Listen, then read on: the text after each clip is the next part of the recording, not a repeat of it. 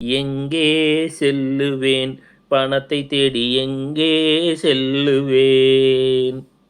உலகத்துல 4 மாதங்களாக இந்த யுத்தங்கள் எல்லாம் அதிகமானதற்கு பிறகு பணத்தின் மதிப்பு 5% சரிந்து விட்டது. ஒரு கேக் இருக்கு. 4 மாசத்துல 5 5ஆ பிரிச்சு குடுத்தா கடைசியில என்ன மிஞ்சும் அப்படின்னு யோசிக்கணும். அப்ப இதுல நிலையா நிற்கப் போவது எது? யோகங்கள். இப்ப தங்கமும், வெள்ளியும் ஒரு அளவுக்கு மேல பூமியில இருக்குமா? இயற்கையாக கிடைப்பது சிரமம். மேலும் வெள்ளி என்று சொல்லக்கூடியது யுத்த காலங்களில் ஆயுதங்களுக்கும் பயன்படுத்தக்கூடிய ஒரு பொருள். நம்ம இந்த ஏவுகணையெல்லாம் சொல்றாங்க இல்லையா?